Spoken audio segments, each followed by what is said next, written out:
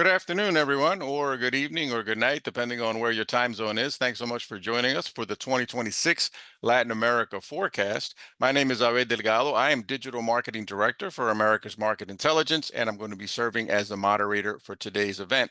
To give you a quick overview of what to expect, our presentation should last about 45 to 50 minutes or so, and then we're going to open up the floor for questions. Our practice at AMI with this particular event, since it's so popular, is to answer all questions that are posed to us. So we will stay on after the event actually wraps up, technically 1:30. We'll stay on after to address all the questions that are posed to us, and we usually do a pretty good job of getting to all of them.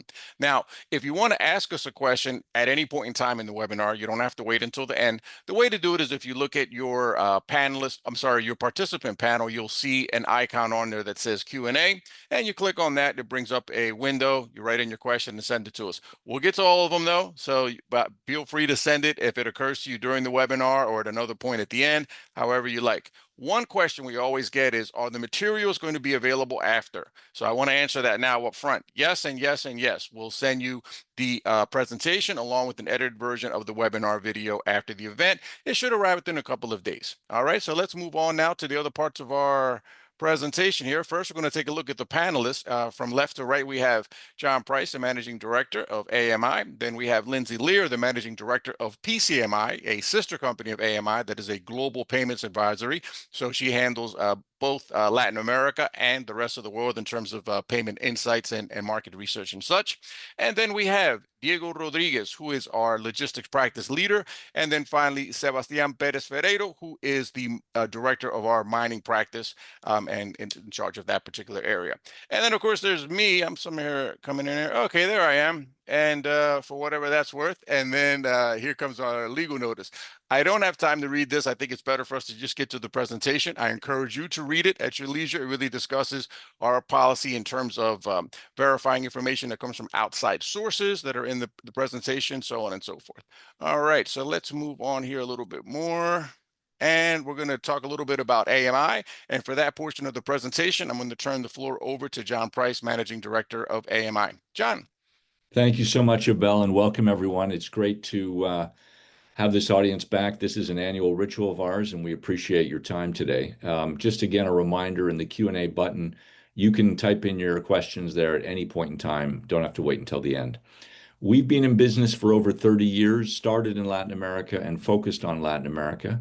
The key to our success has been our ability to marry our knowledge of Latin America and our knowledge of key sectors. And that has spawned several practices, the most successful of which has been our payments practice, which 3 years ago was rebranded as PCMI and expanded its reach globally. So to you, Lindsay, I'll pass the baton so you can explain a little bit more about PCMI.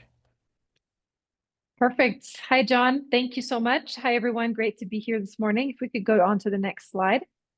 Some of you may be familiar with PCMI or some of the work we've done in our payments practice.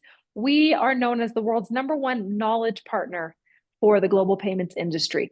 What do we mean by knowledge partner, right? Knowledge is most valuable and most powerful when it is able to be put to use to make decisions and to drive strategy. So all of our engagements with our clients are based around hard to get data, primarily primary research, always with real humans.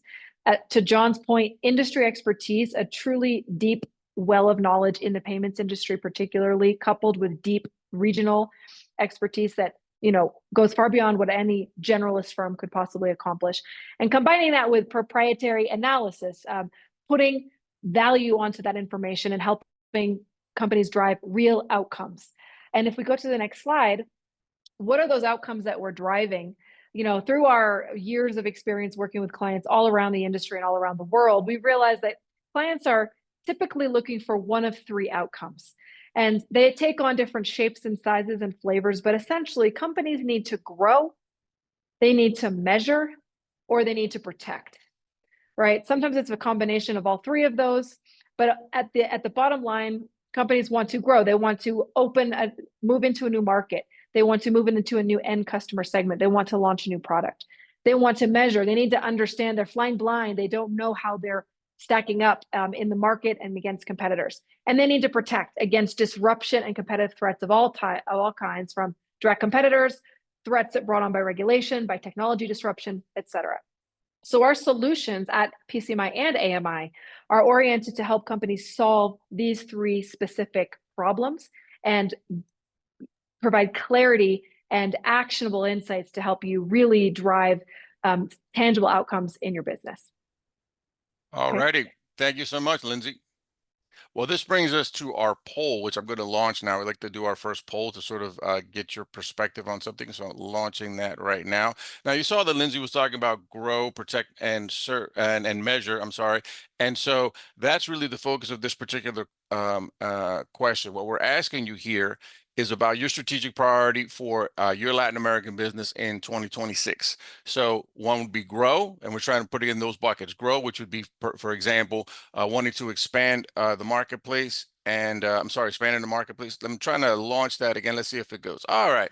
We had a bit of technical difficulty there, and that has not been resolved. So I think you can sort of see it. It's pretty straightforward. Grow is, if you want to grow your business, do you want to protect your business against regulation, other competitors? Do you want to measure your market share, how you're doing, your brand awareness, all those kind of things? So we're trying to get an understanding there as far as that's concerned.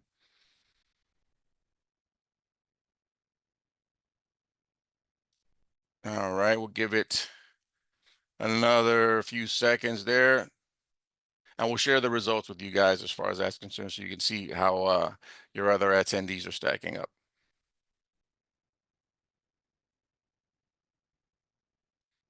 All right, I think that wraps it up here. I think we can safely end this poll. Thanks so much. Let's share the results here. So just so that you get an understanding of this, I think you can see them, but in any event, I want to reiterate them. So we have 80% that want to grow, which makes total sense, and then 19% protect and 17% measure. So there are the results there with that. So that's really interesting and not surprising. Everybody wants to grow one way or the other, no? So here we are now with the next portion of our presentation, which is going to be the regional forecast. And for that, I'm going to turn the floor over to John Price, Managing Director of AMI. John. Thanks, Abel. Yeah, those results are interesting because certainly for a lot of companies, this year has proved, at least the first half of the year has proved disappointing in terms of growth. So I think we're all under pressure to grow. I would have expected more numbers around protect because of the disruption that's going on, whether it's from technology, from regulations, from trade policy. So that's an interesting dynamic there. But let's go to the next slide and let's talk about Latin America vis-a-vis other parts of the world. We see a pattern emerging next year that is being a pattern we've seen now for probably 2 decades. That is that Latin America will outgrow the United States and Europe next year, but will fall short of the growth rates of other emerging markets. And there are some reasons for that. Some of them are perennials that have been around forever, poor governance, lack of rule of law, which leads to security issues. Infrastructure, although it's much improved, is still lacking. And of course, an education system that is either inadequately funded or not focusing on the skills that are needed. So those are issues that the region has dealt with and continues to deal with. But we have the added sort of challenge this year of a very disruptive new element, and that is changing U.S. trade policy. The U.S. has always been the biggest cheerleader of free trade and trying to open markets and lower tariffs. And we've seen the political climate change in the United States and as with it, policy change. So the countries in the region are dealing with that, and we'll get into that a little bit more. But there's also some promising growth drivers. The most important one, which is really long-standing, is the rising productivity from digitalization. Latin America lagged technology adoption for years, but now, thanks to smartphone usage, we have all kinds of disruptive apps in the hands of consumers across Latin America that are changing the service economy of Latin America. And that, if you look at the growth rate these days versus a decade ago, you see that we're growing in Latin America at about double the pace we were a decade ago. And that's the biggest reason why. Let's move on and see how that growth is divided amongst the major markets. This is a way of looking at the region that very few people do. We have measured the change, the anticipated change in GDP measured in dollars between 25 and 26. And we do this because so many of our customers are either exporting to the region or they are measuring their performance in dollars. So even though they're selling locally in local currency, they are repatriating profits and they're reporting their profits back to head office in dollars. Even if that's not the case, even if you're a multi-Latina, you are probably have a significant portion of your costs are based in dollars. And so it's not enough to look at growth rates. You also have to look at currency. And as you can see here, next year, growth in the region will be dominated by Brazil, and to a lesser degree, Argentina, Peru, Colombia, and Chile. Mexico is obviously absent from this. And why is that? Because the anticipated friction with the United States as the two countries engage in what will be a very testing period of negotiation around the renewal of the USMCA is probably going to damage the value of the peso. And so, with that in mind, forecasters are assuming that the dollar value of Mexico's GDP next year will be less than it is this year. Okay, let's move forward. I have infamously remarked in the past that politics doesn't matter in Latin America in terms of predicting the economics. And that might have been the case when we had high commodity prices and cheap cost of capital, i.e., interest rates, particularly in the US, were low. Neither of those conditions are the case today. Commodity prices are sort of at moderate levels or average levels in their historic ups and downs. And the cost of capital is considerably higher today than it was over the last 30 years. And so, as a result, politics does matter. And what we saw under COVID is that in reaction to very trying circumstances and very harsh policies, voters rejected the mostly technocratic center-right governments and pivoted to the left. By beginning of 2023, we had 7 left-wing populists running the 7 largest economies in Latin America. Those leaders have largely failed to reactivate those economies. In many cases, they've put their countries on hold, such as Colombia and to some degree Chile, certainly Brazil. And so the voting sentiment is moving back towards something pro-business, something less regulatory driven. So we've seen that obviously in Argentina. We'll probably see that realize in Chile, in Colombia, probably also in Brazil. And so this has been a net positive for the region. A lot of the money that left the region is coming back, and that will be an important underpinning of growth over the next couple of years. Let's look at one more slide around US policy and where it's been most disruptive. So this is an area that I don't need to school anybody on, where it's dominated the airwaves and the newsreels over the last 7 months. And I think everyone's aware of what has happened between US policy, whether it's around tariffs, whether it's around deportation and the taxation of remittances, et cetera. But what you need to take a closer look at in terms of what matters to your businesses in Latin America is keep a close eye on the negotiations around the USMCA renewal. It is not a foregone conclusion that that will be renewed. In fact, I would say the odds are more against it than for it, which would mean it would have to be renewed on an annual basis, which would be tough for Mexico. Brazil is being drawn even closer into China's orbit by the conflictive relationship with the United States, and that is going to be an ongoing fluid thing. And in Venezuela, we have gunboat diplomacy with 4,500 armed servicemen just off the coast of Venezuela, trying to force some sort of regime change to unseat an illegitimate leadership in Venezuela that lost the last election and hopefully transition that country to democracy. That will have a big impact, obviously, on regional politics. And in Central America, I want to point out Panama, which was the first country that really sort of was the focus of the Trump administration coming out the gate. And what we've seen is, yes, Panama has pivoted back towards the States a little bit more from China. But more importantly, in Panama, if you've been there recently, you'll sense a greater sense of self-sovereignty, of leadership saying, hey, we need to take care of ourselves. We need to fund our own projects. And so that is a sentiment that we may see repeated in other markets as well, as countries feel pressure from outside. So with that, I will hand it back to you, Abel, I believe. All right, thanks so much, John. Here we're going to get into our trend analysis. We're going to be looking at four trends that we believe are going to be affecting the region significantly in 2026 and beyond. And we're going to look at those from a sector by sector standpoint with different panelists talking about those effects. So let's start off here with trend one, which is supply chain disruption. So we know that the policy changes that have been instituted by Washington have had a ripple effect that's gone across the world, but they've been felt quite strongly in Latin America for a couple of reasons. One is that there's some changes to the bilateral relationships between the United States and Latin America, and we've seen some issues there with specific countries and things that have been happening on that front. And then there's also an impact that comes from the trade conflict between the U.S. and China, where Latin America to an extent is caught in the middle because it trades with both. And then the changes with the supply chain disruption, some of them are welcome, but some of them are not so welcome. So we want to look at a little bit both because obviously there's some opportunity there, but there's also costs and more challenges for importers and exporters. So we want to talk about that. And we're going to explore this from the perspective of different industry sectors. And to start us off, I'd like to invite Diego Rodriguez to come along to talk a little bit about the impact on logistics. Diego. Thank you, Abel. Good afternoon, good morning, good evening to everyone. Thank you for the invitation, John, Abel, to participate in the webinar. I'm really excited to share some of the insights that we have collected over the past couple of weeks. So let's talk about the U.S.-led disruption when it comes to tariffs, sourcing, supply chain, and how Latin America may benefit.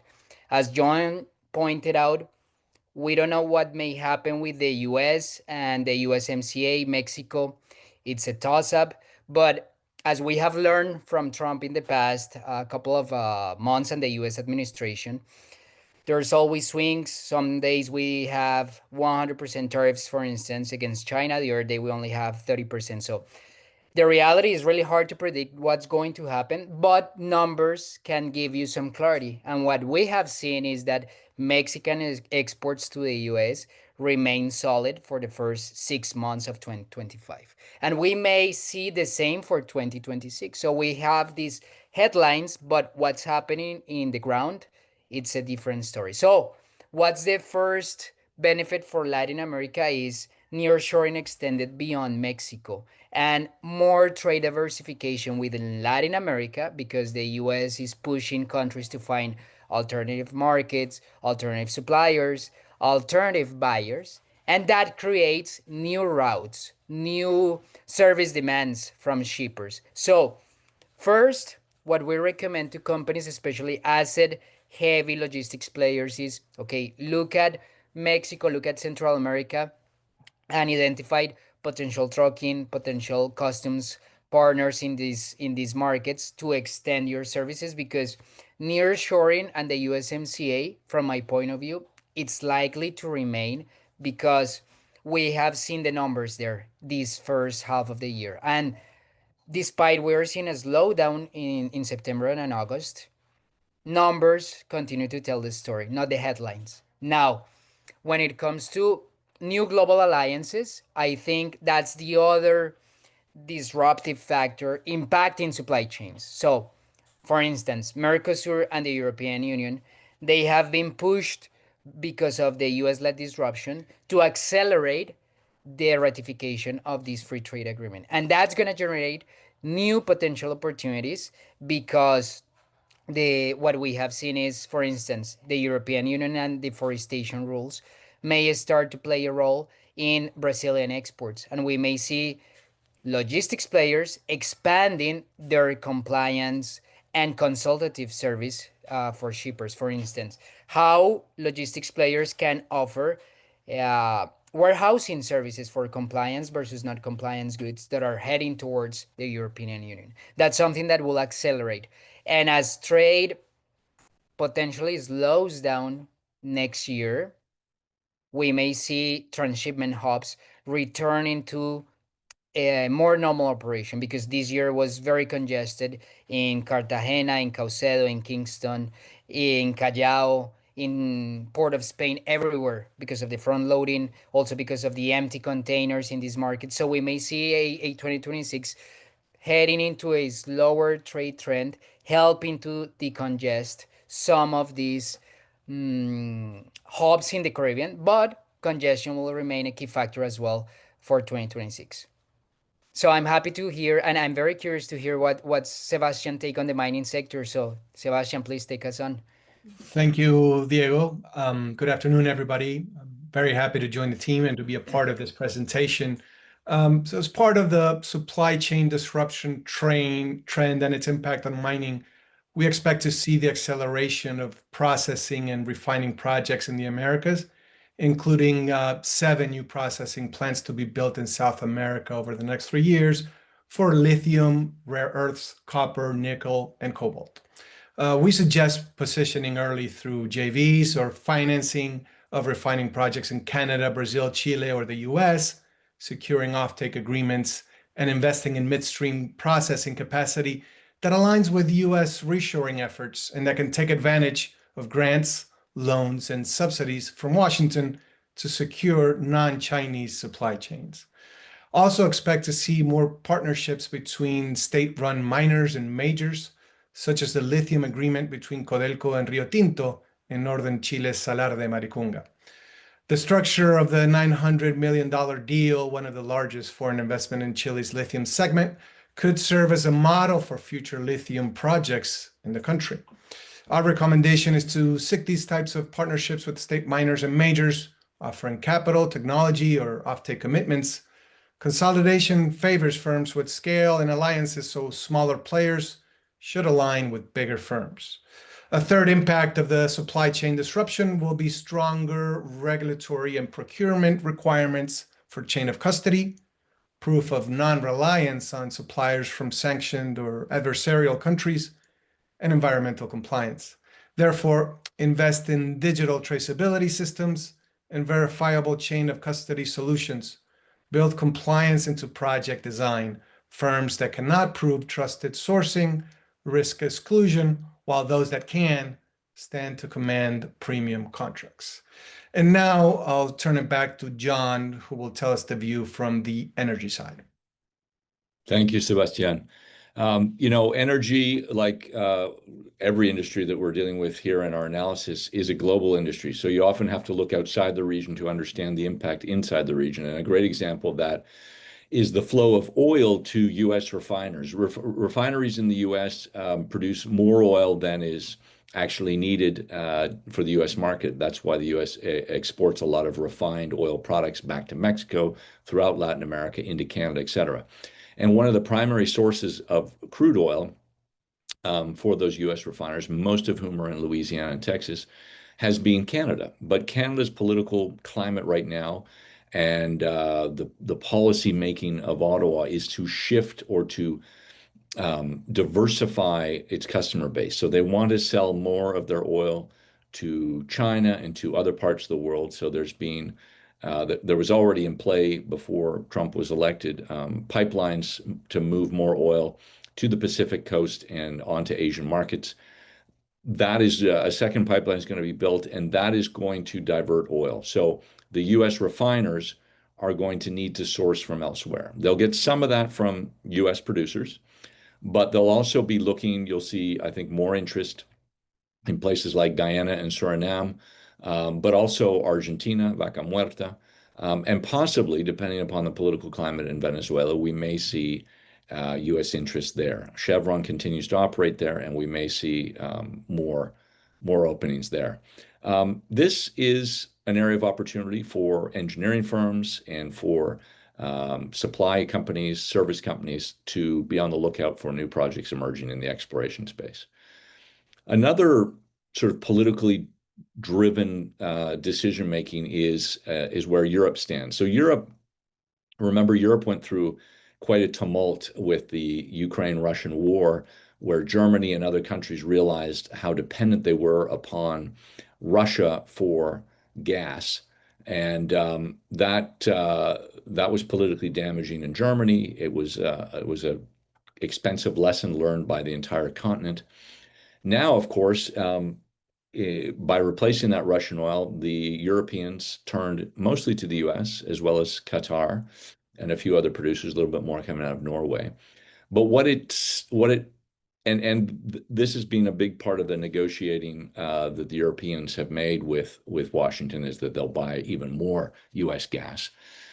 But in the longer term, they want European utilities and gas companies to go and diversify their sourcing around the world. And so we are going to see more exploration, more investment from those European firms. Some of them are listed here in gas fields in Latin America, which are still underexploited. And thirdly, we see the U.S. continuing to exploit its enormous resources in natural gas. There's always been a political contest over whether more export terminals should be opened. The environmentalists on the left in the U.S. don't want them opened. The oil patch and gas patch does want more open. And with the present administration, we will see more. There is calls for a pipeline across Panama so that more U.S. LNG exports can reach Asian markets. And so we're seeing a lot of interest in helping the U.S. expand their LNG exports. That's a big threat to Trinidad. And so Trinidad really has to invest in downstream if they want to survive against the U.S., which has cheaper gas. So with that, I believe it's back to you, Abel. Thanks, John. So now we're going to explore the second trend, which is a volatile regulatory environment. This year, as a company, in terms of the projects and what our clients have been mentioning to us, we've really seen a common thread of being that there's a lot of regulatory changes going on. And it's a significant concern. It's not just coming from the United States. You have the Milei administration in Argentina trying to simplify some of the complex regulatory codes in the country. There's a possibility, in fact, that a wide-scale deregulation train could go across the region. So that kind of a trend is possible. But we are seeing change nonetheless. So we want to cover what we're seeing and what we expect to see and how this is going to impact things in 2026 and beyond. So to guide us through that process, I want to first turn the floor over back to John so that he can guide us through some of the regulatory changes that are anticipated in Latin America's regulatory sector in energy. So John, if you could take that. Certainly. As you alluded to, Abel, generally speaking, I would say the regulatory climate is becoming more rational in Latin America. And that's a function of a move away from populists and the embracing of more technocratic thinking. So in the case of Brazil, for instance, Brazil politics is the president's important, but I would say the Congress is really the power broker. And what we're seeing is there's been a shift over the last 30 years in politics in Brazil towards something more pragmatic, something more center-right, something more pro-investment. And one of the things that definitely was a welcome change is the environmental licensing reform, which passed in late July. And what it does is there was over a trillion reais of projects that were essentially on hold. In fact, closer to 2 trillion. And it is believed that this loosening of rules or clarification of rules is going to unleash about $1 trillion, trillion reais, which is about $180 billion of projects. Just to give that in context, Brazil receives about a third of that in FDI each year. So this is a massive potential upside change to Brazil's business climate. And so for those who are in the engineering space, who are suppliers to these potential projects, who are investors, it's time to revisit those projects that are being on ice and see if, in fact, they can move forward. In Argentina, Milei is a big part of his mantra is deregulation. Argentina was, by any measure, an overregulated market under the Peronists.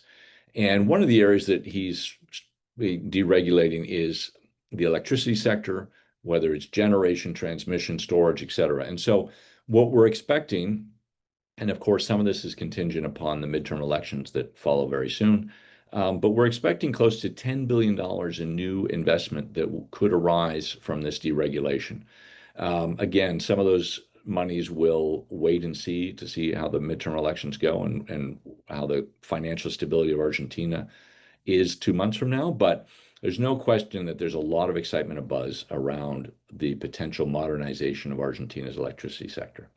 And another one is energy transition. So Chile really leads the region by virtue of the fact that it doesn't have strong deposits of its own oil and gas. So it has really led the region in embracing solar in particular.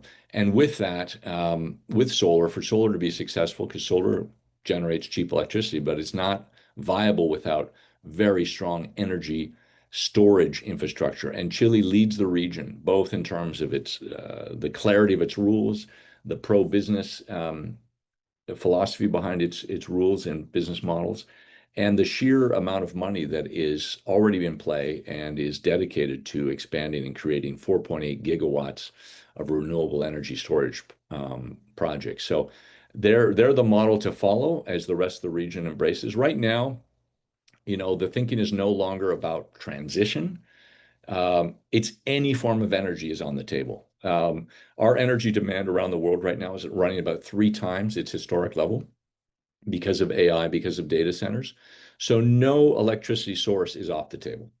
And that includes renewables, that includes conventionals. And so the whole region is embracing the need to deregulate and foster investment in electricity generation and transmission. Okay, I believe it's over to you, Lindsay, no? Oh, pardon me, to Diego. Thanks, John. So, okay, let's talk about the volatile regulation landscape that we're going through logistics. I know everyone is going through uncertainty because of the US tariffs, and that has a huge impact in the logistics industry, maritime industry. So, over the next course of, I would say, 8 weeks, especially the Supreme Court looking into the US tariffs legality, that's going to dictate how 2026 will be in terms of, okay, the trade deals that the US have signed with the rest of the world are going to apply or not. So that's a critical component for 2026. And the reality is that we're seeing more and more shippers, more companies requesting advice from their logistics partners, logistics service providers to understand, okay, how we can minimize the impact of these tariffs in my supply chain, labor regulations, how logistics service providers can actually provide a true up-to-date advice so it becomes a consultative approach. That's what we recommend for 2026 because uncertainty is through the roof, as you can see in the chart, is historic. So that connected to Latin America is very interesting because in Latin America we see what John described as the potential deregulation wave. As the region moves towards the right, we get more business-friendly administrations, potentially in Chile with Jose Antonio Cas. And Chile is a great example. John described Chile as one of those great markets for renewables, especially green hydrogen, for instance, has lots of potential. But the reality is that everyone knows Chile is an open economy with multiple free trade agreements. But when you look at obtaining permits, bureaucracy in Chile has become worse and worse in the past couple of years. And there was a recent study by the University of San Sebastian, and the cost of permits and bureaucracy to the economy is over $2.5 billion. That's a lot.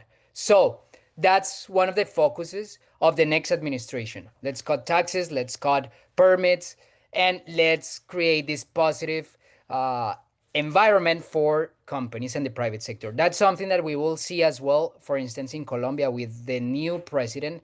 So Abelardo de la Espriella is a potential candidate. In the case of Brazil, if we connect Brazil with the deregulation wave, the new tax regime, that's going to be a massive change for how logistics networks are going to be redesigned in the next 6 to 7 years, because we will move from 4 different taxes, federal, state, municipal, local, to only 2 taxes. And when you look at Brazil, Brazil has these very attractive tax incentives in some locations that it doesn't make sense to have a manufacturing or a distribution center there. But because of the incentives, companies had these very strange networks. And what we expect to see is more consolidation, merging manufacturing with distribution, with wholesale operations, also a combination between trucking, cabotage. So that's the concrete example of how deregulation and how facilitate doing business in the region helps the private sector. So having said that, I will pass the floor to my colleague Lindsay, because I know you have really great examples to share with us. All right. Thanks, Diego. So diving into payments here, taking a bit of a left turn into the consumer economy. John and Diego spoke about deregulation, about volatility of regulation, and a bit of the opposite is true in payments, where we can see increasing regulation, right, in line with global trends, and also pretty predictable regulatory trajectory. And three major trends here is that A2A payments or real-time payments are going to continue to gain share of checkout. That's a major takeaway I want all of you guys interested in payments to have. We see, and this is, what does this have to do with regulation, right? Regulators are driving this trend, primarily central bankers and other financial authorities. So Colombia just in September launched Breve, right? Very closely monitoring, very closely following the PIX model. Peru continues to evolve in real-time payments, even inviting UPI to advise them on how to set up something similar. We've mandated QR interoperability in Argentina. So we're going to see the advance of A2A payments, continuing to convert cash and grab increasing share of checkout. What does this mean for the industry, right? We've been saying this for a long time. It's a continuation of a trend, but money movement is continuing to be commoditized. And so players around the industry have to look for business models that are not reliant on payment fees, okay, as a bottom line. That's pushing the industry towards credit, innovative ways to make money out of lending money, capturing deposits and lending money, right? So this is where we're seeing the industry go at a very high level. Banks and fintechs increasingly have to create strategies for customer engagement and for loyalty, as with RTP and the advance of open banking. A lot of banks with a big brand recognition, or fintechs with a large network, lose a little bit of their competitive advantage. Okay, that's the big one, right? And all of us are aware of that. Combined with that are increased regulatory oversight and compliance requirements, which are increasing the cost of compliance for banks and fintechs.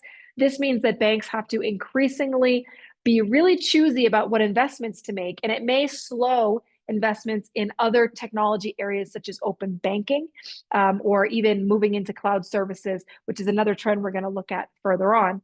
But increasing costs of compliance really creates difficulties for banks, and for fintechs, this increased cost make it more difficult for them to scale. We may be seeing more a look for faster exits, or maybe even more acquisition opportunities.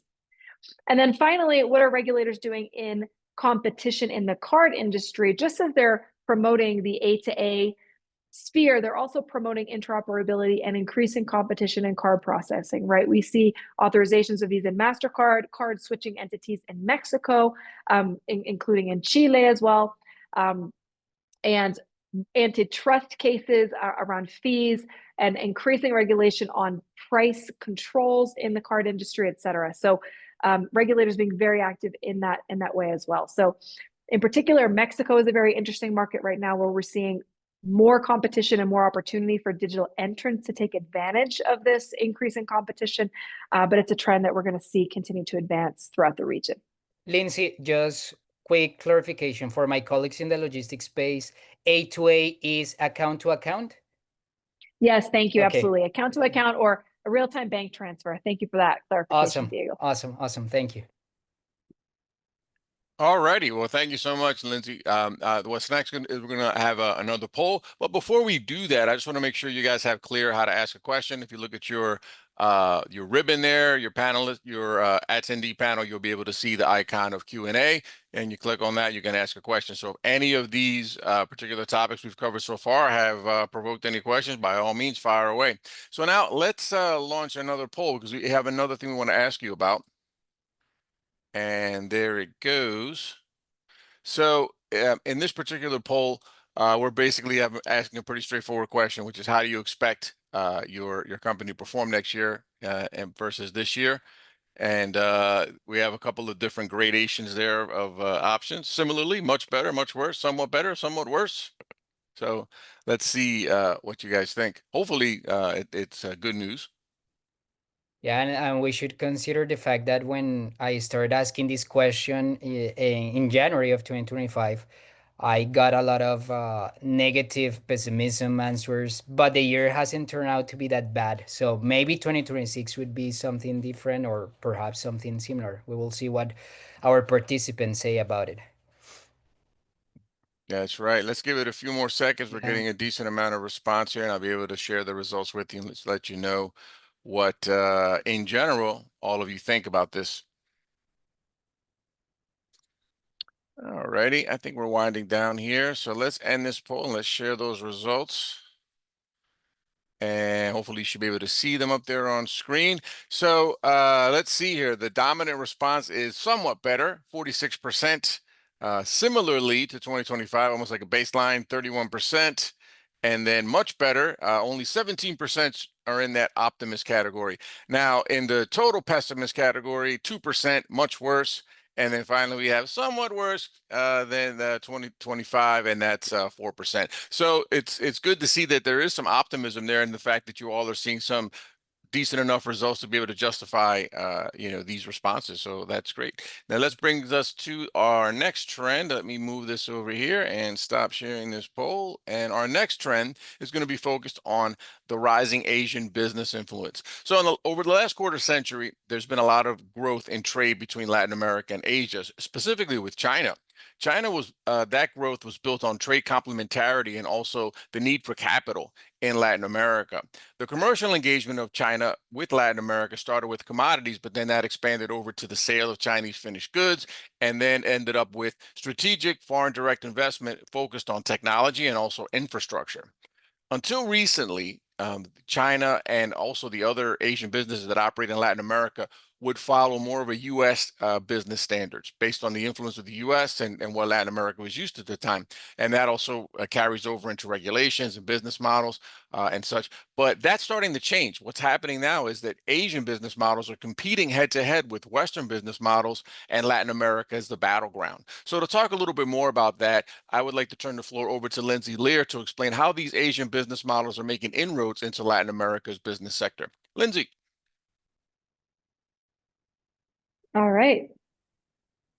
So many of you who are involved in the industry, especially e-commerce, this is a very hot topic of conversation, right? The entrance of Chinese marketplaces, not just Chinese, but Asian in general, Southeast Asian.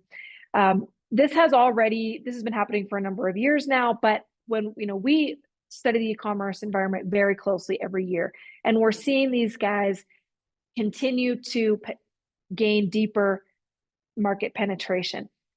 And what is likely to happen as their names become more well recognized and consumers are more comfortable shopping on these platforms, they're likely to continue to import business models that are wildly successful already in Asia. And TikTok is really the leader here with introducing innovative shopping models, influencer-driven shopping, TikTok Shop, and really positioning social media as a shopping platform. That changes the entire payment stack and the entire payment flow that companies need to get prepared for.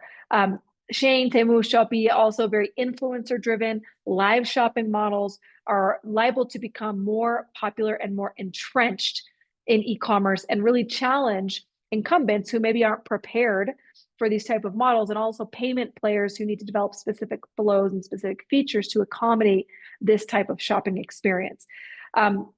These guys also are very low cost, right? The products on their platforms tend to be less expensive than what you see in Latin America, and local players are finding it difficult to compete with them on price.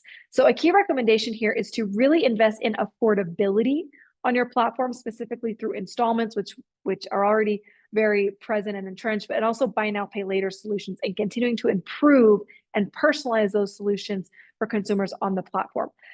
Creative loyalty solutions, and especially fast shipping is a great way to compete against these guys who are shipping all the way from Asia.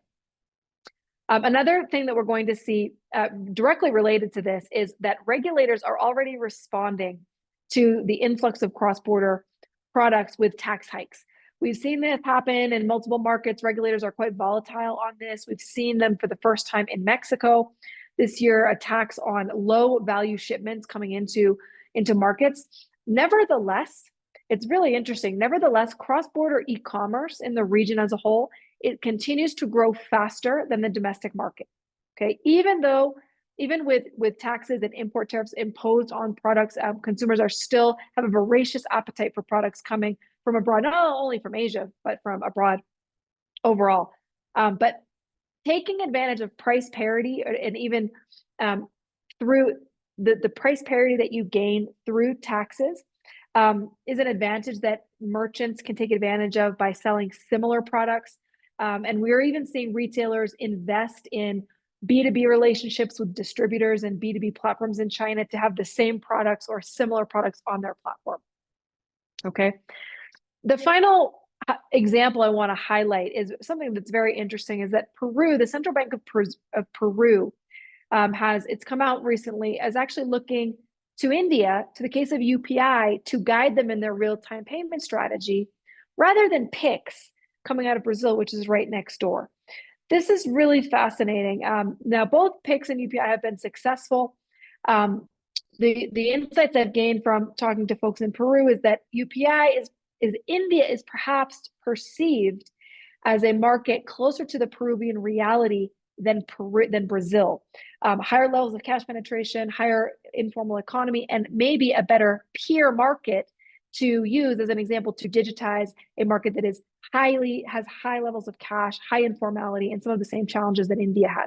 Whether that's true or not is, of course, up for speculation and a matter of opinion, but it's quite fascinating that, and Peru has similar market conditions to a lot of other markets in the region that have not yet embarked seriously on an RTP or real-time payment scheme. So the increasing influence of India in Latin America in terms of developing real-time payment system, in which the card networks are very marginal, could have a big impact on the region going forward.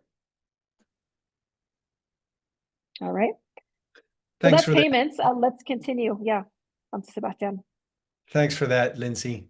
So as part of the rising Asian influence on mining, we see Chinese state-owned enterprises linking mining projects to ports, roads, and energy initiatives to secure mineral flows. Access to finance, logistics, and construction expertise will go to mining projects aligned with Chinese-backed development corridors and infrastructure such as Peru's Chancay megaport. We suggest leveraging Chinese infrastructure commitments to secure mine development while ensuring contractual protections for operational autonomy. Another impact is that the minerals essential to AI and the wider digital economy will be increasingly shaped by Chinese technical standards. Therefore, it is paramount to invest in technology alignment and interoperability with both Western and Chinese standards in mind. Secure offtake agreements with diverse buyers to avoid locking into a single standard ecosystem. And a third impact is that resource demand will be linked to Chinese industrial and consumer projects, such as EVs and telecoms. This will concentrate demand and influence prices. Whenever possible, position operations near Chinese finance projects to capture guaranteed demand and favorable financing. Now I turn it over to Diego, who will go over the impacts on logistics. Thank you, Sebastian. I think you two guys, Lindsay and Sebastian, opened the floor for me fantastically because when I think about cross-border e-commerce, very related to China. When I think about mining, very related to the port of Chancay. So that's fantastic because basically what we're going to see in the next 5 years is Latin America wearing more Chinese products, driving more electric cars, manufacturing China, and also using more technology and more software, more business processes from Asia and China. So what's the future?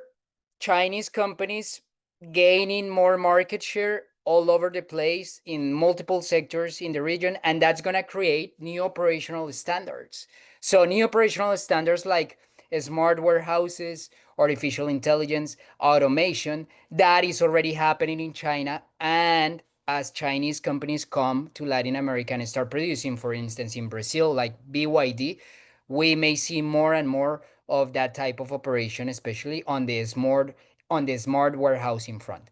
And what's the recommendation? We recommend contract logistics firms to upgrade their systems to be able to operate and to have interoperability between what they have right now, especially Western uh, technology standards, and the Chinese standards to operate warehousing, transportation, etc. That's a key recommendation. Now, what Sebastian mentioned about infrastructure, critical to understand that even though that we have had this transition that started in the 2000s with the commodity boom, then moving to the infrastructure, then to the digital economy in the last 8 years, 10 years, we're coming back to the infrastructure investment wave again, especially in Brazil. We just saw it in Chancay, in Peru. And what we may see is more and more freight moving through Chinese infrastructure, either roads, railroads, and ports. And I'm just saying this in the most objective way. That's positive for Latin America because we're developing infrastructure that is not in the region right now. And that's positive in a way because that creates lower logistics costs and that creates more competition, which has been one of the greatest uh, hurdles in Latin America. And when I remember John's introduction about, okay, why Latin America grows at a slower pace than Southeast Asia, one of the key components that come to mind is productivity. And productivity will be part of technology, but also productivity is enhanced through infrastructure. So that's the way that rise in Asian business influence is impacting. And the key recommendation is for companies to compete where it matters. For Western companies, Latin American companies, compete where it matters, because if we go to a price war, obviously the Chinese will win because of the scale that they have. But the key element to consider is speed, for instance, working with contract logistics providers that can ensure your products are under inventory and you don't experience stockouts, for instance, because that's one of the greatest differentiators between your product and a Chinese product, for instance. So I'll stop there and I'll pass back the floor to Abel or John. Nah, it'll be me. All Okay. righty. So now we're going to talk about the final trend, which is technology investment. So from 1985 to 2015 or so, Latin America was kind of lagging behind from a technology adoption standpoint. There was some bright spots because they had some of these trade agreements that sort of modernized the manufacturing sector and also agriculture sector, and that was good. But on the side of the service economy, which represents something like 70 to 80% of all the GDP in the region, it was fairly behind. But then the smartphone explosion happened. Basically, adoption became huge. And right now, I think something like 90% of Latin American adults in urban areas have a smartphone. So that's changed and really impacted a lot of areas and unlocked competition in areas that were previously highly uncompetitive. So we've seen some competition come up and things have changed and moved with entertainment and education, personal transportation, of course, accommodation, a number of different areas. Now, the next wave of disruption is not going to be so much from the smartphones, but really more from AI, which I'm sure we've all heard a ton about over the past 2 or 3 years. But that's the reality of it, is that it's really becoming prominent, especially in Latin America. It's being implemented by a lot of the larger companies and also the consumer segments. So to address this particular change, and I'm going to turn the floor over now to Lindsay to talk about how the technology investment that we're seeing in Latin America is reshaping the payment sector. So over to you, Lindsay. All right. Well, as many of you probably know, this trend has an immense impact on the sector and is really putting immense pressure on competitors in the payment space, especially payments is almost losing, the word payments is losing predominance a little bit as fintech or financial technology gains dominance. And the second part of that word is technology, right? So payments is in this digital transformation. And what I see is a lot of buzz and a lot of pressure and a lot of hype around AI and around cloud infrastructure. And the region is still in very, very early phases of these technologies. Now, following global trends, what I see is there's going to be increasing space between incumbents and between digital entrants who are able to embrace these, who are digital native, cloud native, AI native, and are able to embrace these trends faster, deploy solutions faster. So there's going to be a growing distance between the large, well-known brands of today that consumers perceive as secure, as robust, as traditional, and the agile, sexy, exciting fintechs that are really bringing innovation to the market. And we're going to start to see consumers increasingly flow towards that latter group because of their embrace of technology. Couple of high-level trends. We're seeing VC investment, right? This is highly related to technology. We're seeing really important investments away from fintech and towards AI. Okay. Fintech has had its heyday. Again, payment fees are no longer really viable as a business model in the long term. So new business models are being created on top of AI. So, I recently heard the expression, I was talking to a fintech recently, and they're saying, we are becoming an AI first company. It was the first time I'd heard that expression. And so is that part of your thinking and your strategy, right? Treating AI as a regulated entity, right? With agents and AI with GPTs motoring businesses, thinking about it as an entity that you have to engage and a stakeholder that you have to actually engage, right? So really, really key there. I apologize, the title on the second trend is incorrect here, but this is a second wave of national AI strategies flooding into the region with increasing investment from AI leaders around the world, in particular NVIDIA, Microsoft, Salesforce. They're not an AI company, but they have a very strong AI sector and are coming in with very intentional investments in AI to drive their business. Databricks as an AI native company, particularly in Central America. So getting involved, this begs so many questions and poses a lot of insecurity for people who don't understand this technology. But the primary recommendation here is getting a seat at the table, getting involved in national level discussions, in regulatory discussions, in roundtables to shape how this impacts Latin America, because again, we're still in very early stages. Finally, I want to speak around cloud computing with the move towards APIs, microservices, open banking and open finance, hyper-personalization, getting your operations into a cloud-based infrastructure rather than a core physical on-premise data processing method is going to be a critical competitive advantage. We're seeing AWS, Microsoft, and Google all making increasing investments in the region with massive data centers in Argentina, Brazil, and Mexico, going after sectors that are still very monolithic and very traditional and legacy. So these are all terms that you guys are all familiar with, legacy and these buzzwords, but it's becoming a reality as the technology becomes more accessible to people in various industries, including banking in particular. So again, early days, but it's becoming more and more important that we have a very dialed-in strategy. Thanks again, Lindsay. So bringing it back to mining, investments in minerals critical to AI and data centers will drive demand for copper, lithium, cobalt, nickel, and rare earths. With the geopolitical consequences, the fact that China controls rare earth supply and is now shutting the US out of its exports could just take the trade war to another level with more tariffs to come. Goldman Sachs recently flagged AI-driven infrastructure as a new leg of the copper supercycle.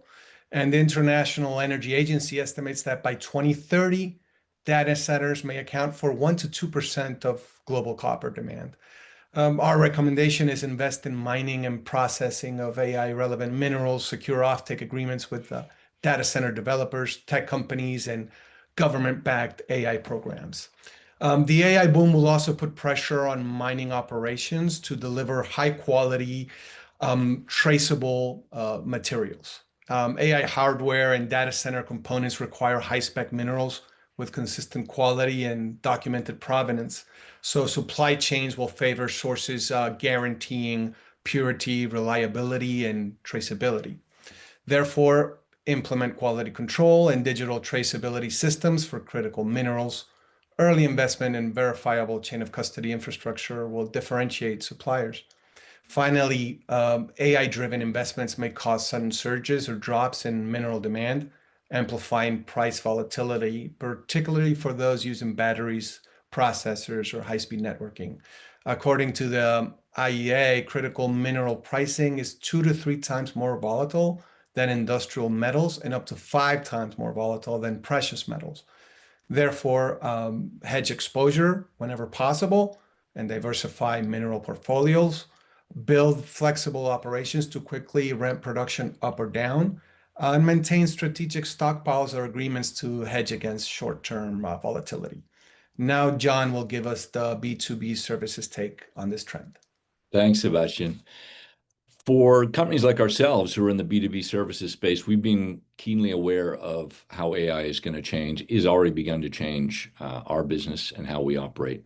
In fact, we took on an exercise a couple of summers ago with interns who looked at 10 internal functions and 10 client-facing functions, and it was very clear that a lot of what we do can and will be disrupted by AI. And that's really the key here, is that people understand this is not necessarily about replacing people. It's about enhancing productivity with people. You've got to supercharge the productivity of your existing people by training them and arming them with these tools. And so that requires companies not to just invest in the tools, but really to invest in training. For a lot of companies, because a lot of the training is around internal proprietary systems and processes, they're talking about corporate academies, so that and big companies already have academies. But so I think that the idea of an internal academy will be something that will be adopted by a lot of mid-sized and even small companies, because training and upping the productivity of your people is going to be essential to competing. One of the other interesting phenomena that we're seeing is, with every major infrastructure development, putting down rail lines 200 years ago, building roads and interstate highways 100 years ago, building telephony and telephonic hubs as data centers. All of those infrastructure revolutions had real estate development implications. So if you bought land along a rail line, you made money. If you bought land across an interstate highway, you made money. The new clusters of businesses will be formed around data centers. Now, the first data centers in Latin America are in the obvious largest cities, but because AI requires such quick response, we get frustrated when you're using AI and you've got to wait 30 seconds, God forbid, for all this computation to happen. But if you're in Guatemala today, you're going to be waiting 6 minutes for the same thing. So speed becomes important. Therefore, proximity of data centers becomes important. So for real estate developers and for businesses that are going to rely upon the speed of data centers, we're going to see a new clustering. And what we learned from COVID is we can run our businesses from anywhere. So it'll be no longer necessary to be downtown in a city if the data center's not there. So this is going to change the business landscape of the whole world, and people need to be aware of that. So with that, over to you, Diego. Thanks, John. Okay, so let's talk about logistics, technology, and AI, because we see early adoption of AI in Latin America, and that's creating a competitive edge for some firms. But what's my key takeaway? AI is going to close the gap, especially the gap regarding productivity. And that's a central point, and the central use that we may see in Latin America and artificial intelligence and technology adoption. What's the trend? Basically, in Chile, I come back to the example of Chile. Chile is probably one of the leaders when it comes to AI, because 70% of large companies in Chile have already pilots regarding artificial intelligence. How those pilots are massively scaled up and used across the operations, that's another story. And that's where I see it with Lindsay. Okay, we see lots of hype, lots of pilots, but what's the material impact on the bottom line? We're not seeing it yet. Now, 2026 may bring a different story, and that's where logistics and technology adoption merge in a really, really great way, because logistics has suffered because of high cost, lack of productivity, lack of efficiency. And that's where artificial intelligence comes to play to make operations more efficient, to use telematics to reduce operational costs, for instance, in your fleets, at your port terminals. That's where AI will accelerate the processing of information and better decision making as well. That's where we see AI. But what's the recommendation? First of all, explore AI at the cross functional level. Involve your entire company in the AI pilots so the company benefits across different divisions. For instance, operations, customer service, payment processing. Like it needs to be a cross functional approach. And that's something that we're not seeing yet in Latin America. So we're seeing different silos. Okay, I'm using AI for my customer service. That's it. I'm not using it for telematics. I'm not using it for payment processing or other opportunities. Now, the new growth frontier is definitely data centers, as John pointed out. Lindsay also mentioned this, and for companies, especially contract logistics players, logistics service providers, looking at cargo project related to data centers, the servers, everything regarding parts and distribution of servers, it's going to be in massive demand, especially in Brazil, Mexico, Chile, Colombia. So that's where we see the opportunity. But key message to wrap it up, AI and technology adoption is going towards increasing productivity in Latin America, not so much regarding automation as we're seeing it in the developed world, for instance, in China, in the US. That's not the story that I'm seeing in the logistics space in Latin America. So back to you, Abel. All righty. Thanks so much, Diego. Let's queue up our final poll question. Now, for this one, we're not going to share the results. Everything's going to be completely confidential. So we're just going to launch this for you. It's a question about, how would you like to hear from us? So let's go over that one here right now. So I am launching that one for you to take a look at. And basically, what we're asking you is how you want to hear from us in terms of like what's next after the particular webinar. So, for example, we have the opportunity to have to give you a confidential 30 to 60-minute conversation where you can talk about some of the issues and we can do a little bit of brainstorming. So one of our experts can contact you as far as that's concerned. If you think you need our consulting in your efforts to grow, protect, or measure, just letting us know to contact you to discuss, and we can take that a little bit further.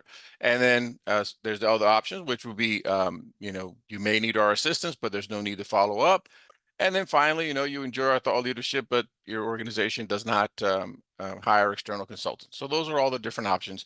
These are going to be completely confidential. We're not sharing this one or anything like that. So let's just give that a little bit of time, and then we'll move on to the next section, which is going to be Q&A, by the way. So we'll start to be addressing the questions. All right. Give it a little bit more time. And let's see here. All right. I think we're wrapped up for the moment there. Give it a little bit more time.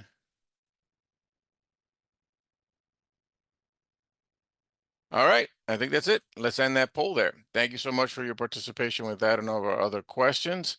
All right, so let's get into the Q&A so we can pose the questions to our panelists. One of the first ones here I wanted to pose, which is the one from Germán. Germán is asking what to expect from the energy sector in Mexico with recent market rules. Well, the market rules, I think, is a misnomer, as I think he's referring to is the energy reforms that were passed relatively early in the Sheinbaum administration, which really what they did was they sort of put down on paper where the AMLO administration was driving the energy industry. That is away from the energy reforms passed by the Peña Nieto administration towards something much more state controlled. So the emphasis of these rules is to secure the future of CFE and Pemex, the two state-owned energy giants, both of which are inefficient and allegedly corrupt. And by doing so, I think the signal that it sends to the private sector is you've got to work with us. We're going to limit the opportunities that there are for 100% private sector investment in energy. And for large companies that already operate in Mexico in the private sector and private energy sector, companies like TransCanada or like Engie, they can make that pivot relatively easily. They have good government relations. They're in Mexico. They need to keep growing. They have no choice. But for new investors looking at Mexico, that's the wrong kind of signal that they want to hear versus other parts of Latin America, like Argentina, like Venezuela, sorry, like Brazil, that are opening to more private sector investment in energy. So I think that the Sheinbaum administration is going to struggle with that policy framework to achieve the goals of raising the electricity generation thresholds in Mexico. Mexican industry has to pay 60% more for its electricity in northern Mexico versus companies set up in Texas. And there's a lot of need to lower energy costs in Mexico, and these rules do not achieve that. So I think they will be problematic. There will be pressure to change those rules, but right now we don't see any political efforts to do so. All right. Thanks so much, John. Now we have a question here for Lindsay from Jose. What is your opinion about stablecoins for cross-border transactions, especially for trade financing in combination with BNPL features? Yeah, great question, Jose. It's certainly a topic we did not highlight stablecoin in our forecast for Latin America. The reason being, well, to go directly to your question, for trade finance, I mean, that is one of the top use cases of stablecoin globally, right? Disrupting SWIFT, stablecoin brings a lot of benefits for those large cross-border transactions. However, it requires the buy-in of financial institutions. And I personally see that as pretty far from becoming a reality at a widespread level in Latin America. Certain financial institutions, particularly in Brazil, are running pilots and experimenting and moving in that direction. But as a whole, banks have a lot on their plate. And stablecoin or digital assets, blockchain in general, is not a top priority. Where I do see stablecoin, where we do see it already having a very big impact in Latin America, is in P2P payments and remittances.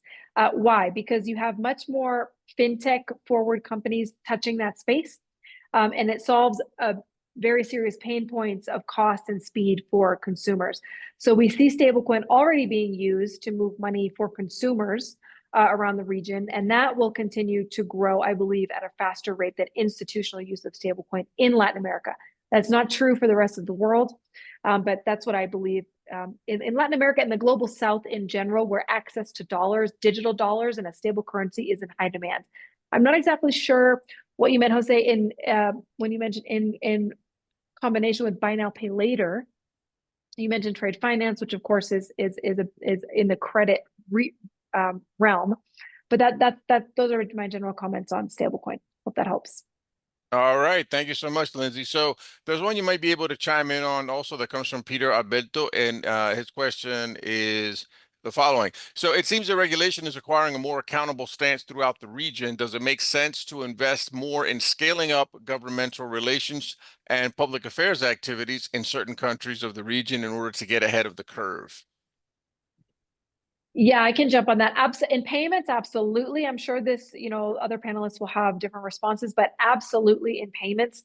I always kind of chuckle when I go to fintech or payments events in the region because there's this passion and fervor around fintech, but the regulators are nowhere to be found. And it would make a lot of sense to invite regulators to maybe they do. I really don't know, but public-private partnership and inviting regulators into the conversation, because what is the biggest complaint that fintechs and even banks have about regulators is that they're too slow. They don't understand the technology. They don't understand.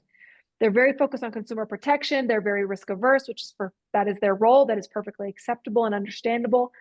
However, they need to be participating in the conversations that are creating, technology acceleration ultimately creates friction with regulators, and they're very often not included in the conversation. So being proactive about your government relations is very important. Having influence over how policy is created. having influence around how real-time payment systems are created, what the rules around those are, ensuring a fair seat at the table for your company, 100% very important strategic investment to make right now. And I'm sure the other panelists have comments from their industries.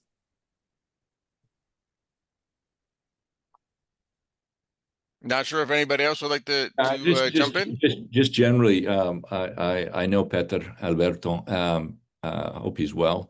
You know, the lobbying industry in Latin America varies tremendously. You've got, and in no country is it as mature and regulated and sort of visible as it is in the United States. But nonetheless, in Brazil, it's a fairly sophisticated industry. I would say in the other markets, it's less structured and sophisticated. But there's no question that there is a, you know, just because we're talking about in some sectors a more rational approach to regulation doesn't mean that there's any slowdown in the change of regulations. And regulations are moving forward, and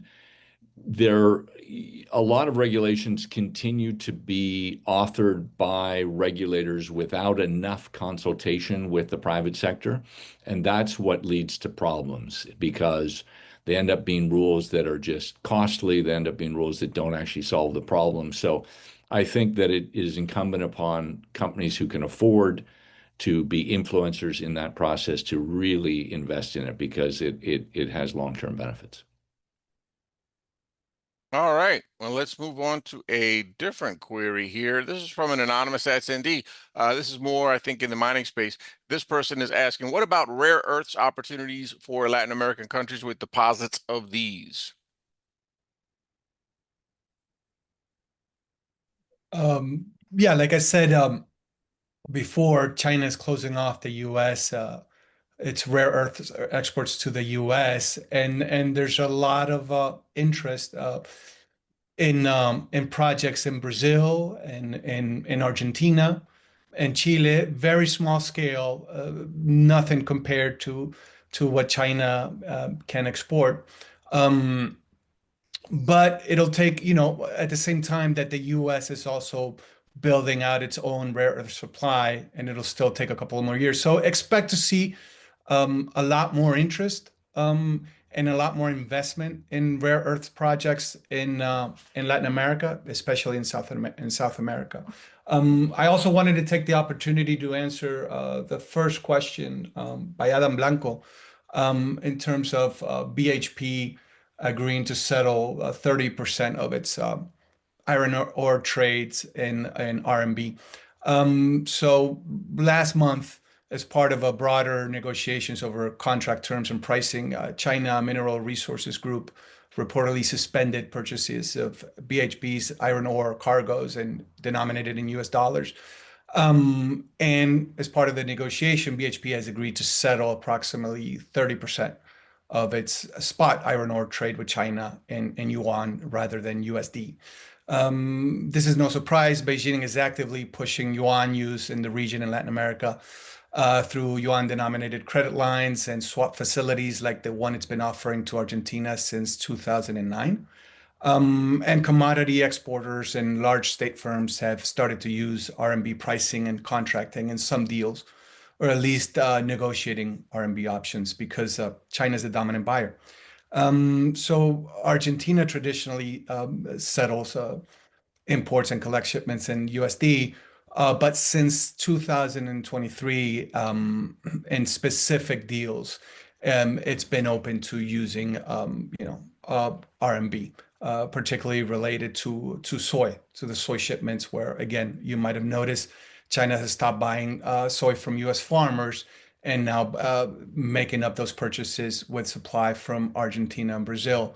So, you know, with the support of the ICBC Bank in Buenos Aires, expect more deals perhaps to be denominated in RMB. Nevertheless, you know, 90% of Argentina's soy exports to China are still denominated in US dollars.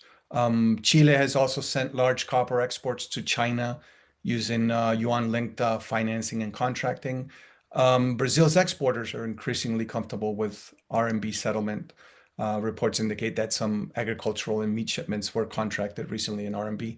And also some bilateral financial arrangements and trade finance in yuan are emerging at a small scale in Uruguay, Paraguay, Bolivia, Ecuador, and Uruguay, often centered on specific commodity deals. All right. Thank you, Sebastian. So I have a question that's specifically for Diego from Jorge. And the question is, how do you see the development of freight volumes in Latin America with U.S. import and export based on the trends that were explained? I'm assuming the trends explained in the webinar today. So I Right, guess, right. Thank you. Thank you, Jorge, for the question. Okay, so let's start. US Caribbean. In the first 10 months of this year, what we have seen is declining exports from the US to CARICOM countries. So, what does that tell you in terms of freight volumes? Okay, importers in the Caribbean are looking elsewhere, looking to other regions to buy products because most of the goods that are consolidated in Miami, guess what, are coming from Asia and those are being tariffed. So, the pass through effect that we're seeing in the Caribbean, it's forcing importers to look to Panama, Brazil, Mexico, directly from China, the European Union. So we're seeing trade between the US and the Caribbean coming down. And we're seeing also trade spiking between Brazil and Argentina, Brazil and Chile, Brazil, Colombia, as Brazil continues to lose sales in the US because of the tariffs. Now, Mexico, US, the first 8 months of the year, we have seen exports remain solid. Freight has declined between 2-3%. So that's a positive sign. Just to reiterate the initial message at the beginning. Now, what about, let's say, intra-regional trade within Latin America? We have seen just slight increases, not as much as we expected for because of the conditions. Again, Brazil and Argentina, Brazil and Chile, but it's not massive. It's a slight. So that could be a potential sign for 2026. Now, when it comes to the exports from the Caribbean to the US and the rest of Latin America, what's my expectation for 2026? The US Supreme Court will keep the tariffs in place. That's my expectation, 90% likely. So tariffs will remain in place for Latin America. Latin America faced 10%, some cases like Guyana 15%, but Guyana is excluded because the majority of the exports are oil. So that's something to consider as well.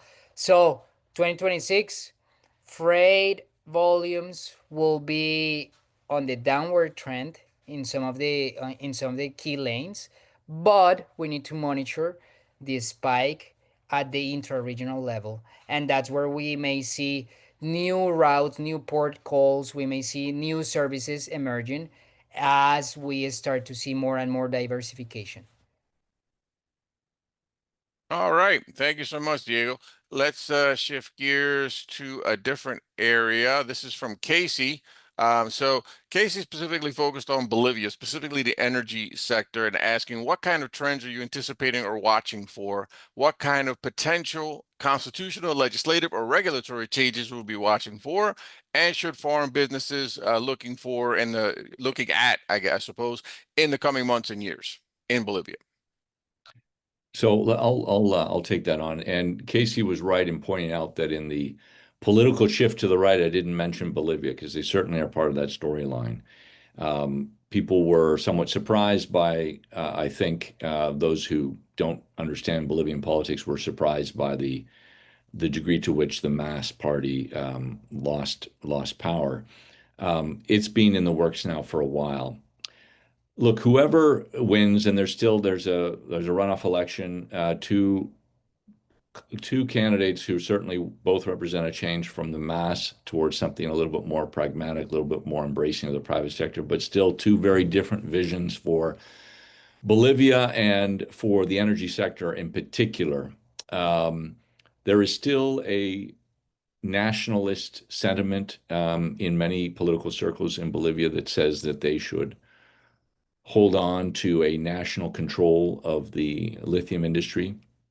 and look to Chile as a sort of guiding light to do that. The way that Chile also requires that private investment in lithium be via joint ventures with one of two state operators. The problem is that the world doesn't have the same level of confidence in a Bolivian state operator as they do in a Codelco. Chile is a country where the rule of law, where prudent governance has been the norm now for 40 years. And so the idea of doing a joint venture with a state-owned enterprise in Chile is a very different set of risks of doing a joint venture with a Bolivian. So I think that if Bolivia is serious about developing lithium, it's going to have to walk away from the dream of state ownership of lithium and allow the private sector to come in. But again, that will be dictated by the next president more than anyone. Another thing that we all have to be cognizant of the fact is that in Bolivia, regardless of who wins the election, we are going to have to see a major devaluation of the currency. The currency is the last remaining, well, not the last, but certainly one of the last remaining controlled currencies, a pegged currency that years ago seemed a safe bet because of Bolivia's massive surplus of natural gas exports that generated so much dollars every year that they could easily maintain that peg. But as the state took over the national gas industry and essentially robbed it of its future by just stealing from that organization and not investing in it, meant that Bolivia's enviable position as a huge gas exporter that all dwindled, and now natural gas contributes very little to the trade surplus of Bolivia. And so what you have is the foreign reserves, which were once massive, are now down to, there hasn't been a public accounting of it for over a year. We don't know the exact number, but it's certainly very, very low. The currency is going to have to devalue anywhere from 20 to 50%, depending upon how well it's managed, depending upon what kind of IMF support they're able to achieve. But it's going to be part of the policy-making framework. So if the Americans get involved or even the IMF get involved, they're going to demand certain level of transparency and certain level of reform in the country. That is going to be complicated by the fact that the MAS still control most of the municipal and departmental politics in the region, and many of those MAS leaders have depended upon a corrupted natural gas industry to pay their salaries and to load their pockets. So if that gets taken away, there's going to be a lot of resistance at the local level. So Bolivia is going to be a very interesting place to watch over the next year, but a change at the top, as embracing as it may be with investors, is not going to be an easy transition. You don't undo the kinds of political entrenchment that the MAS has achieved in Bolivia over the last 25 years. You don't get rid of that in 1 year. It's going to take time. All right, thanks so much, John. We have a question here from Juan that I think both you and Diego might be able to chime in on. The question is, do you believe U.S. pressure on Mexico will lead to opening the energy sector, reduce corruption, weaken its ties with China, and strengthen the U.S.-Mexico partnership? So let me start, John, and then you can Sure. follow. Sure. Short answer, yes, we're seeing that. We're seeing Mexico aligning more with the US, especially against China. The tariffs against electric vehicles, the tariffs against those countries where Mexico doesn't have a free trade agreement. That's a clear sign. That it's driven by US demands.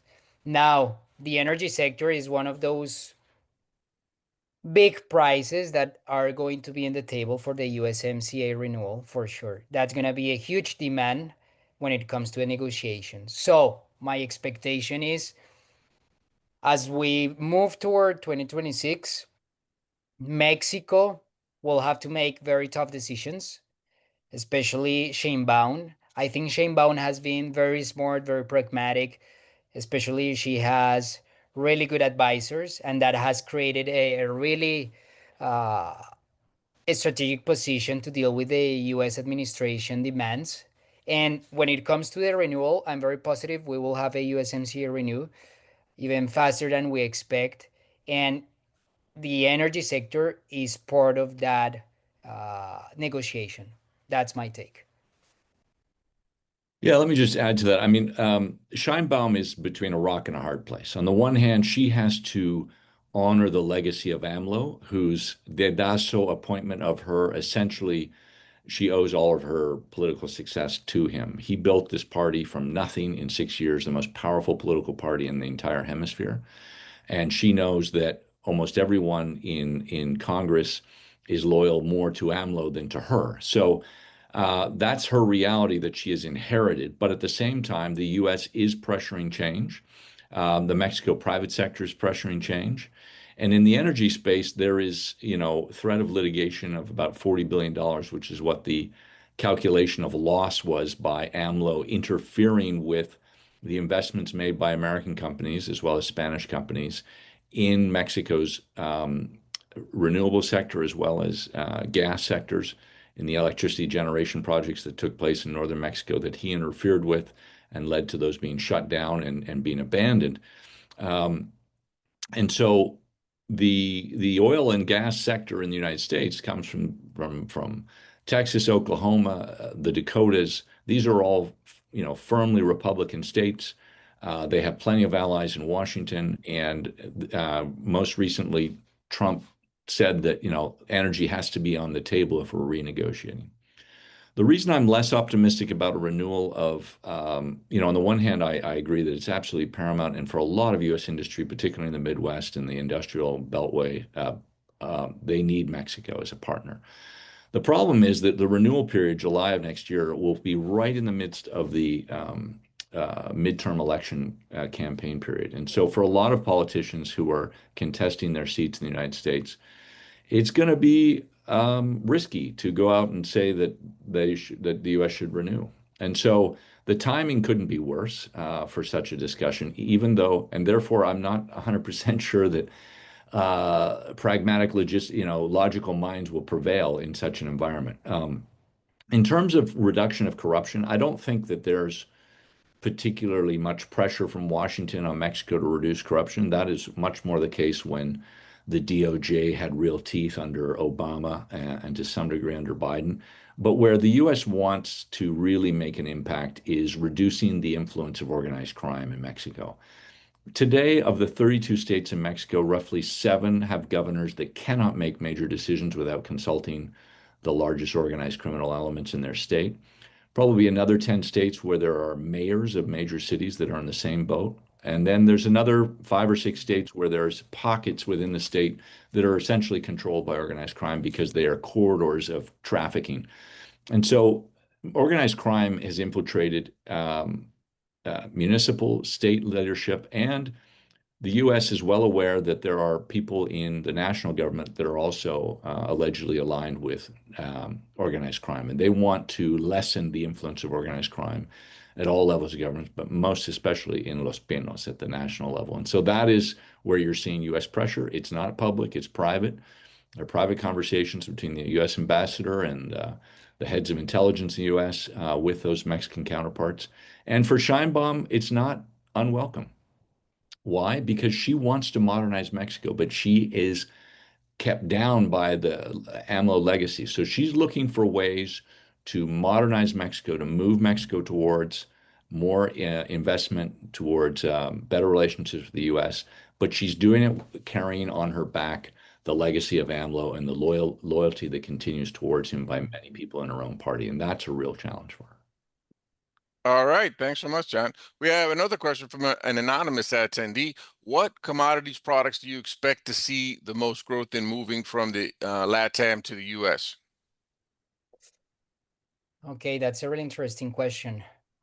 What I'm seeing right now, more trade between Mexico and Central America regarding the automotive supply chains, especially because we're seeing this shift in Mexico, in the US, to keep China off this very important industry.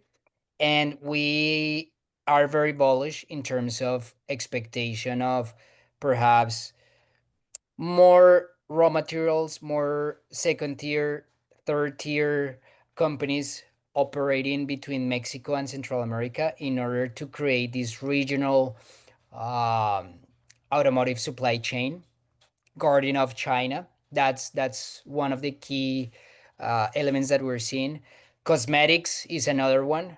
Cosmetics, I believe, Latin America has really strong players in Colombia, in Mexico, in Brazil. So that's another opportunity for products actually shifting in terms of production and increasing manufacturing in the region.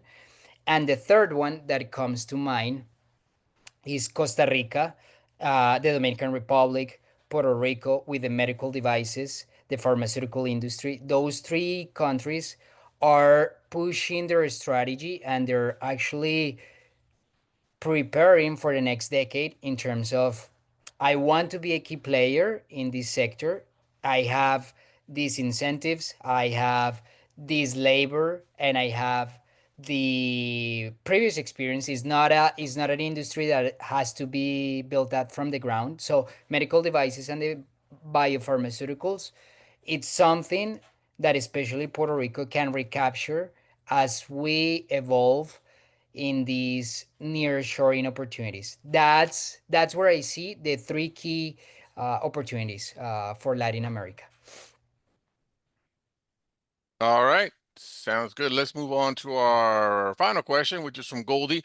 Where do you think U.S. investment should focus with the goal of supply chain resilience? Abel, if I can chime in on this one. Certainly. So it's a very good question by Goldie. The U.S. relies heavily on imports for minerals needed for EVs, batteries, renewable energy, semiconductors, and defense. And supply chain concentration in China creates vulnerability. So I would expect the US to start investing more in domestic mining and processing in partnership with Latin American countries like Chile, Argentina, and Brazil, going through grants, tax incentives, joint ventures with US companies in Latin America. Also with copper, strategic stockpiling, to support and finance joint ventures in Latin America, and of course, rare earth, expand domestic REE production and secure allied supply chains in Australia, Canada, South America to develop processing and refining infrastructure. So I would say that that would be a smart move on the part of the Trump administration. All right. Does anyone else want to jump in to expand on that one a little further?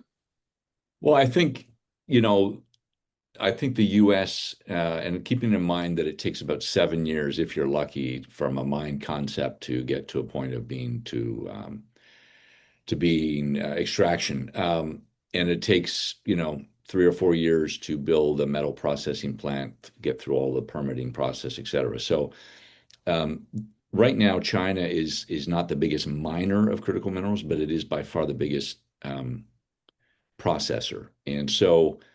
The question is, I think the policy thinking coming out of Washington until now has been, we'll do this all ourselves. We'll expand our own mining industry. We'll expand. We'll invest in processing.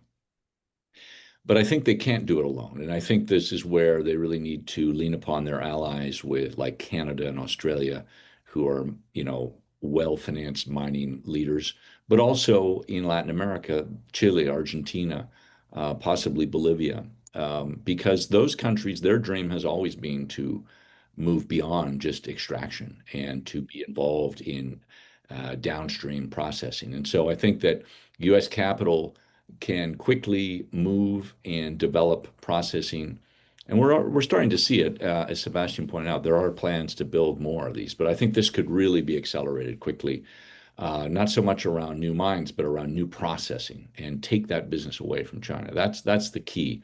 But it's not going to happen. It's still going to take 2 to 3 or 4 years. But that's where I think the U.S. needs to focus is build those alliances, not try to do it alone. Yeah, 100%. I agree with you. That's the medium to long term vision that we have and that we continue to hear in different conferences from different companies in the private sector. The opportunities that Latin America face in the next decade I don't think they will repeat. It's like what we saw in Southeast Asia back in the 70s, in the 80s. That's what we may stand to see in Latin America if we play our cards right, especially attracting investment in those key sectors, critical minerals, pharmaceuticals, the automotive space. That's where the opportunity lies, and also on trade diversification, because what we have seen, and that's part of the last question that we got regarding companies in Canada and Mexico, the risking from the US and looking into alternative markets, that's where we are going to see more and more trade missions, more diversification within Latin America to find new buyers, new suppliers, and creating new trade routes. Because even though that the US is forcing these shifts in the supply chain, the reality is that countries have also decided that they cannot be dependent on either the US or China, even though that they're leading trading partners, they need to diversify it and put their eggs into different baskets. And I believe that's the positive effect of the US tariffs, of the US led disruption when it comes to forcing companies and the private sector to become more entrepreneurial and to go and find new markets and new services. That's where I truly believe Latin America stands to gain in the next 5 years. Yeah, in fact, there's an additional question around diversification of trade, Yeah. and I've recently been involved in conversations, pretty high level conversations in both Canada and Mexico around this issue. And both countries come from very different points of view. So Canada, the bulk of its exports fall into two areas, either commodities, so oil and gas. 60% of U.S. oil imports come from Canada versus about 8% from Saudi Arabia, just to sort of put it in perspective. But also, minerals, agricultural goods, etc. Those products are commodity in nature and can be sold anywhere.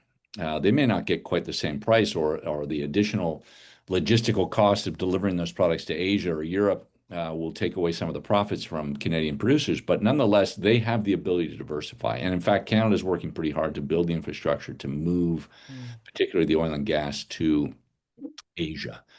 The other part where Canada exports is business to business technology and services in support of usually natural resource sectors. And Canada is quite good at this. And this is where we're seeing the opportunity by Canadian companies who've never really looked beyond the United States. I mean, why bother? The US is such a nice market, pay well, pay on time. But now they're looking more actively at Latin America, and for that, they're looking at Latin America as almost a supply side. So on the one hand, the mineral industry is looking to Latin America to increase their share of global production and make themselves more relevant to the Americans. On the other hand, the service providers from Canada are looking to Latin America's resource economy, which is very strong, for more opportunities. On the Mexico side, it's a very different story. Their export footprint is a combination of manufactured goods, either intermediate goods or finished goods. The problem there is that most of those supply chains run through the US. So in other words, even if they're producing goods that are for a given company, in fact, oftentimes that company owns the factory in Mexico. So there's really, unless that company moves the supply chain out of the US, it's difficult for that Mexican export to move. They're beholden to their US customer, whether it's a assembler who takes a component from Mexico or a company that redirects that finished good to markets around the world. The other is Mexican natural resources, which, oil is a declining commodity export. Mexico is now a natural gas importer, net importer from the United States. There are agricultural products that can be moved elsewhere. That's definitely a possibility. But again, agriculture, logistics costs become a huge part of the end cost of that. So the ability to move Mexican tomatoes or other Mexican horticultural goods to other markets is limited.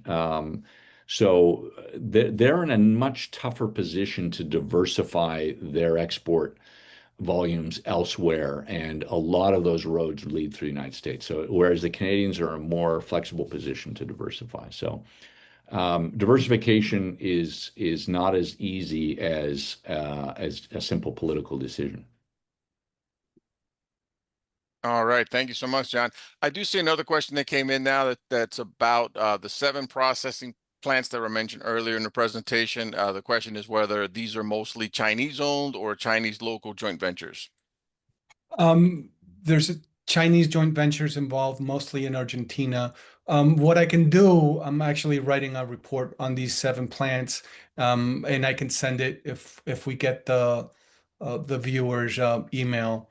Sure, we have that. We have that there, so you'll be able to reach out to. This is I from can send Adam. them the name, when it's going to be online, capacity, and such.